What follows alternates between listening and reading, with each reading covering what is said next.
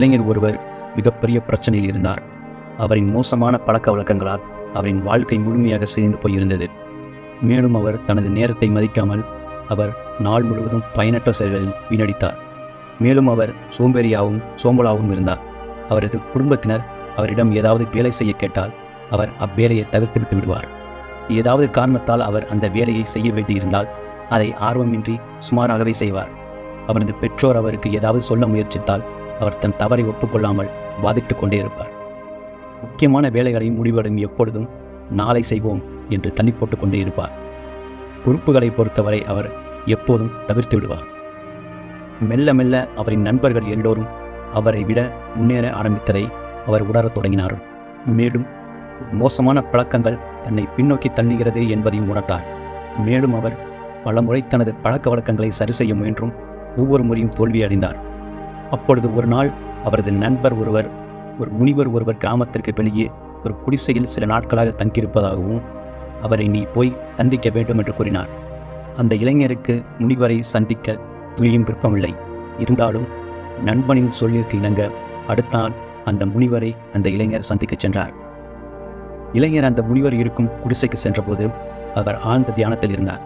மேலும் அந்த இளைஞர் அவரது முன்னால் சென்று வணங்கியதும் சட்டென்று முனிவர் கண்களை திறந்து முகத்தில் ஒரு சிரிப்புடன் இளைஞரிடம் பிரச்சனையை சொல்லச் சொன்னார்.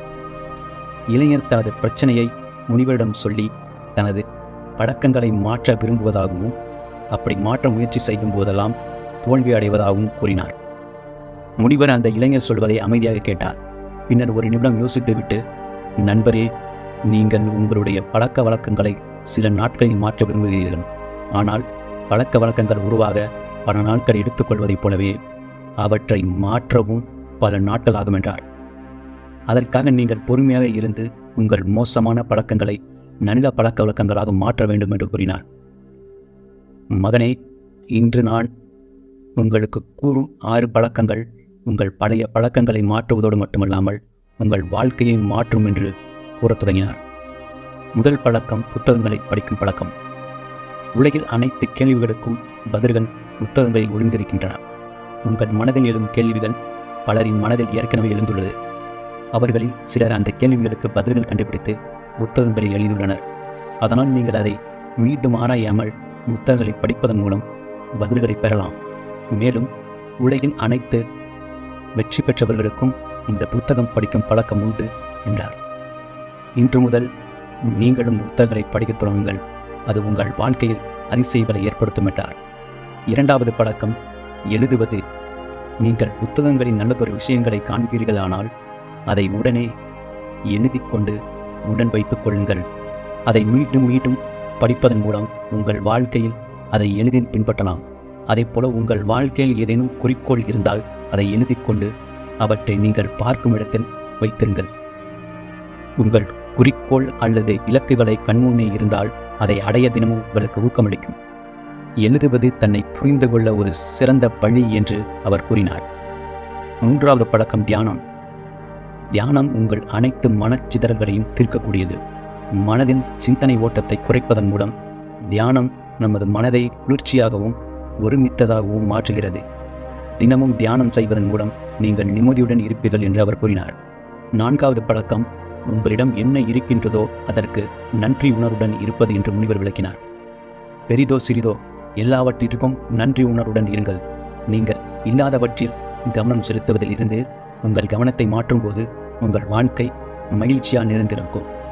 உங்களுக்கு மேலும் தேவை என்று நினைப்பதன் மூலம் மகிழ்ச்சியை துரத்த வேண்டாம். உங்களிடம் ஏற்கனவே இருப்பதை பாராட்டுங்கள். எல்லாம் தவறாக போகும்போது கூட நல்ல விஷயங்களுக்கு ஒரு கணம் நன்றி உணர்வுடன் இருங்கள். நன்றி உணர்வு உங்களை மகிழ்ச்சியாக வைத்திருக்கும் ஒரு அழகான பழக்கம். புத்தர் கூட தங்களுக்கு இருப்பதை பாராட்டாதவர்களுக்கு மகிழ்ச்சி கிடைக்காது என்று கூறியுள்ளார். எனவே எப்பொழுதும் நன்றி உணர்வுடன் இருங்கள் என்று அவர் கூறினார். ஐந்தாவது பழக்கம் சீக்கிரமாக, அதாவது காலையிலேயே எழுந்திருப்பது. இந்த பழக்கம் வெற்றிகரமான மக்களின் மற்றொரு ரகசியம். காலையில் சீக்கிரமாக எழுந்திருப்பது உங்களை புத்துணர்ச்சியாகவும் சுறுசுறுப்பாகவும் நேர்மறையாகவும் உணர வைக்கும். காலையில் குறைவான இடையூறுகளுடன் உங்கள் படிப்பு அல்லது வேலையில் நீங்கள் சிறப்பாக கவனம் செலுத்த முடியும்.